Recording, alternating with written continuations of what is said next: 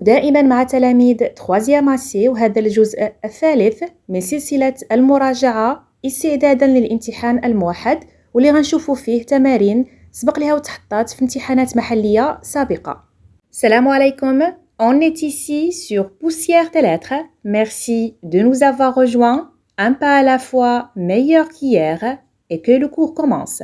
نبداو بالبريمير exercice بار l'intro. عندكم 2 séries المطلوب منكم تشطبوا على الكلمات الداخلة في كل مجموعة. À vos stylos, quelques instants ونرجعوا.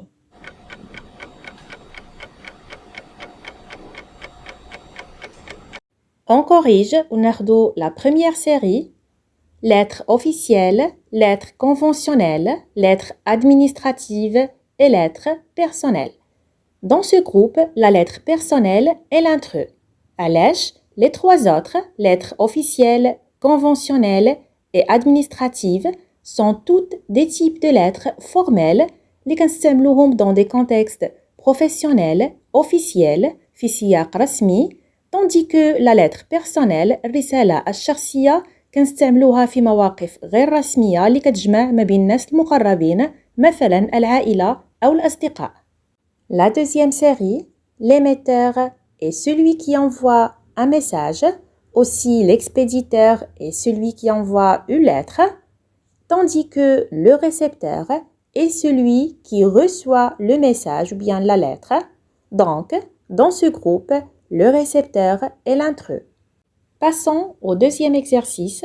المطلوب منكم تحديد مستوى اللغة, le registre de langue, اللي استعملنا في كل جملة.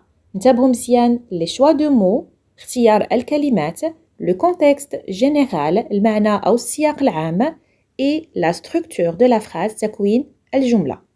À vos stylos, quelques instants ونرجعوا.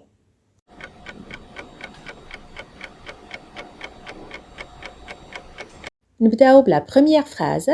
Cette conférence a été très bénéfique pour les élèves du collège. La phrase dans son ensemble est facilement compréhensible. هي جملة بسيطة المعنى ومفهومة يمكن نستعملوها dans des conversations quotidiennes. Aussi, la structure de la phrase est très simple. Donc, c'est un niveau de langue courant. La deuxième phrase. Des circonstances indépendantes de ma volonté m'empêchent de répondre favorablement à votre invitation.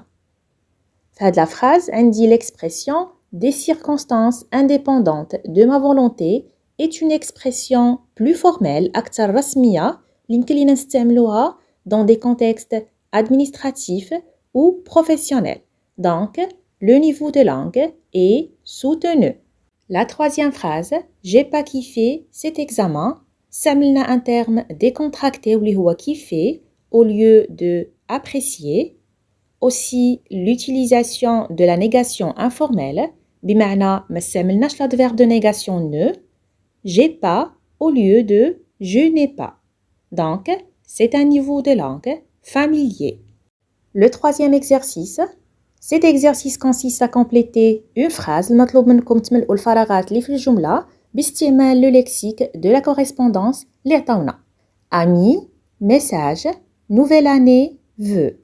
قبل ما نخليكم تخدموا l'exercice, انتبهوا مزيان, la prise en compte du genre et du nombre des mots est essentielle pour trouver la bonne réponse.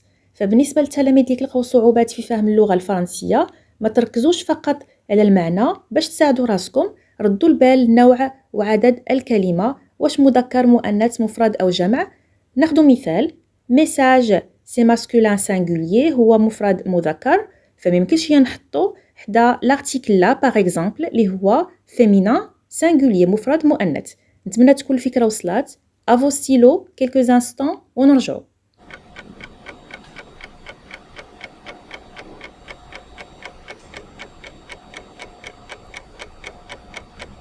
On corrige. À l'occasion de la. هنا عندي l'article défini la, féminin singulier هو مفرد مؤنث. بمعنى الكلمة أو مجموعة الكلمات اللي كتوافقوا في النوع والعدد. Bien sûr هي nouvelle année اللي حتى هي féminin singulier مفرد مؤنث. À l'occasion de la nouvelle année. Il adresse un. هنا عندي l'article indéfini un. masculin singulier مفرد مذكر. الكلمة اللي غتوافقوا في النوع والعدد نشوفوا لا ليست اللي عطاونا. عندي message وأيضا ami اللي هما masculin singulier. دونك باش نختاروا الكلمة المناسبة نشوفوا المعنى. عندي le verbe adresser يرسل. إذا نرسل رسالة on adresse un message. Il adresse un message. Un message de هنا عندي la préposition de. إذا خاصنا un complément de nom اللي غيكمل لنا المعنى ديال le nom message. Un message de vœux. Il adresse un message de vœux à qui? هنا خاصني une personne qui répond à la question à qui.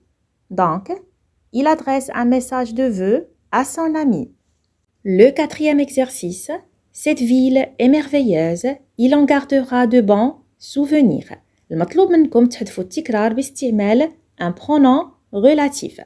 قبل ما تخدموا l'exercice اجيو تفهموا كيفاش يمكن لكم تحذفوا التكرار وكيفاش تختاروا le pronom المناسب لكل حالة. Les pronoms relatifs simples qui, que, ou et dans كنستعملوهم للوصل بين جملتين بسيطتين de proposition وأيضا كيساعدونا لحذف التكرار. فمهم جدا أننا نعرفوا la fonction du mot répété dans la phrase. كيفاش تعرف la fonction du mot qui se répète dans la phrase? Tout d'abord, أجي تفهم شنو هي la fonction d'un mot. La fonction d'un mot est le rôle qu'il occupe par rapport à un autre mot. بمعنى هو الدور اللي كتلعب الكلمة بالنسبة لكلمة أخرى. فمثلا un mot يمكن ليه يكون un sujet d'un verbe, un complément d'un nom ou bien un complément d'un verbe ou encore un complément circonstanciel. Alors, اللي خاصكم تعقلوا عليه مزيان qui est un pronom qui remplace un sujet, que est un pronom qui remplace un complément d'objet direct, dans est un pronom qui remplace un complément précédé de la préposition de, c'est-à-dire dans كنعوضوا بها un groupe prépositionnel اللي كيكون مسبوق بلا préposition de واللي يمكن ليه يكون un complément d'objet indirect, un complément de nom ou encore un complément d'adjectif. Et enfin, le pronom ou qui remplace un complément circonstanciel de temps ou bien un complément de lieu. À vos stylos, la correction dans la prochaine vidéo, Inch'Allah.